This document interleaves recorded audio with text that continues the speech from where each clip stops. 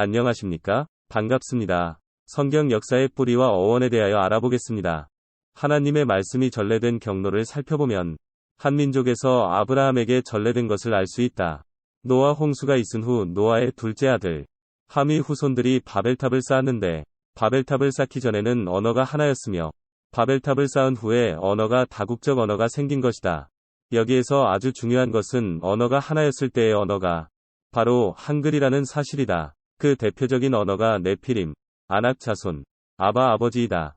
당시 땅에 네피림이 있었고 그 후에도 하나님의 아들들이 사람의 딸들을 취하여 자식을 낳았으니 그들이 용사라 고대의 유명한 사람이었더라.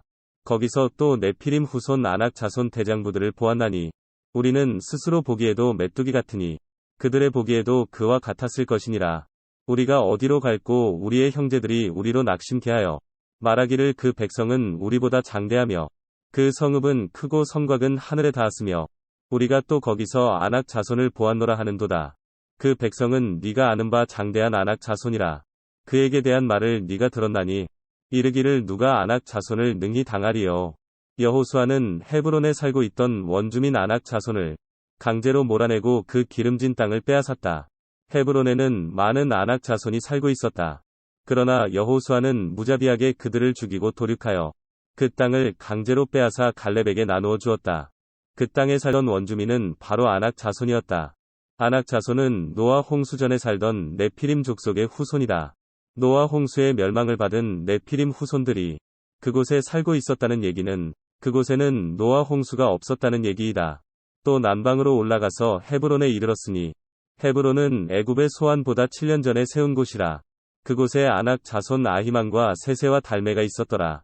그러나 그 땅의 백성은 강하고 성읍은 견고하고 심이 클 뿐 아니라 거기서 아낙 자손을 보았으며 여호수아는 말하기를 이스라엘 자손의 땅 안에는 아낙 사람이 하나도 남음이 없고 가사와 가드와 아스도세만 약간 남았더라.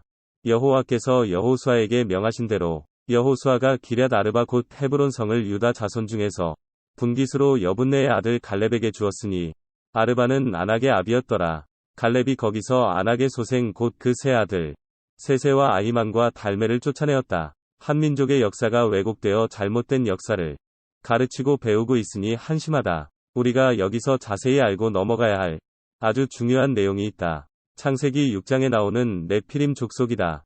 네피림 족속은 고대에 살던 하나님의 아들들이며 그들은 키가 크고 힘이 센 장수들이었다. 일부 몰지각한 신학자들은 네피림 족속을 타락한 천사들과 사람의 딸들이 섹스해서 낳은 자식이라 해석하고 있다. 참으로 어처구니가 없는 성경 해석이다. 천사는 결혼하거나 자식을 낳을 수 없는 존재들이다. 하나님께서 부리는 영들이다. 예수께서 말씀하신 내용도 모르면서 어떻게 목사를 하고 있는지 의심스럽다. 그 거짓 선지자들에게 배우는 교인들이 불쌍할 뿐이다.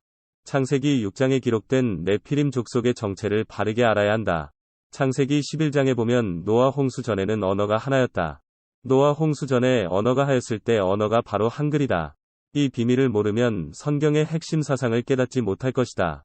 네피림이란 바로 우리 한글인데 피에는 생명이 있는 것을 가리키는 의미인데 이르시되 네가 무엇을 하였느냐? 내 아우의 핏소리가 땅에서부터 내게 호소하느니라.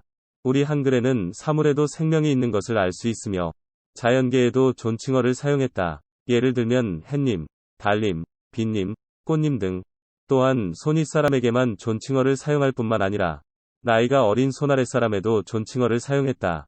하나님의 아들딸들이기 때문에 존중하는 의미에서 아우님, 아드님, 따님, 며느님 등등. 네피림이란 의미는 나의 피, 너의 피를 가리키는 말인데 나의 피에는 존칭어를 쓰지 않으며 너의 피에는 생명을 존중하는 의미에서 존칭어를 사용했다. 그래서 너의 피님이 내 피님이 되었으며 두음 법칙에 의해서 내 피님이 네피림이 된 것이다. 네피림은 순수한 우리 한글이며 그들이 낳은 후손들, 자손 아낙 자손은 아낙네들이 낳은 자식을 의미한다. 우리말에는 할머니, 어머니, 고모, 이모, 아주머니, 아줌마를 일컬어 아낙네라고 부른다. 아낙네가 낳은 자식이라는 뜻이다. 특히 오래된 옛날에는 가족 공동체에서 여성이 호주였다. 자식을 낳으면 아버지의 호적의 이름이 올라가는 것이 아니라 할머니와 어머니의 계보를 따라 호적의 이름이 등재된다. 네피림의 후손, 아낙 자손은 우리 한민족을 말하는 것이다.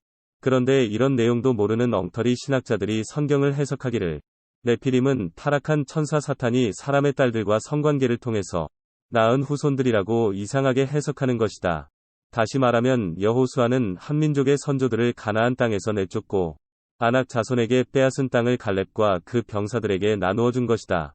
가나안 땅의 여리고 성이나 아이성 성 안에 살고 있던 순진한 우리 선조들이 기생 라합이 모사꾼과 내통하여 성문을 열어주고 여리고 성을 함락하여 네피림 족속의 후손들 아낙 자손을 멸망시킨 것이다. 우리 한민족의 고대 선조들을 죽이고 빼앗은 땅을 나눠 가진 갈렙과 여호수아를 찬양하고 그들의 공을 칭송하는 것은 명나라, 청나라에서 쳐들어와 우리나라의 처녀들을 공녀로 잡아가고 아낙네들을 농락하고 겁탈한 그놈들을 칭송하는 것이나 일본의 총리 대신 이토 히로부미, 풍신수길 2등 방문을 대한민국 사람이 칭송하는 것과 같은 멍청한 짓이다. 우리 조상들은 기독교 신앙이 전파되어 들어오기 전에 우리 조상들은 유일신 하나님을 신앙했다. 하나님의 신앙은 배달국의 일신교, 고조선의 천신교 소도, 부여의 대천교 연고, 동해의 무천, 고구려의 경천교 동맹, 신라 숭천교 팔관회 등이 오래전에서부터 전해지는 하나님 사상이다. 하나님을 숭배하는 사상이 왕의 엄명으로 내려졌고 왕이 직접 신하를 거느리고 팔관회에 직접 참석하여 하나님께 천제를 지냈으며 국가 종교, 민족 종교로 승화시켰다.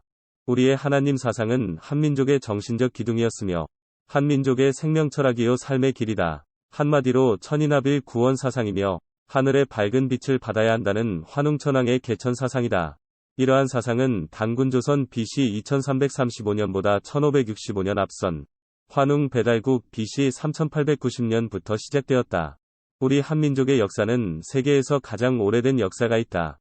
지금까지 금천의 인지국에서 말씀드렸습니다. 안녕히 계십시오.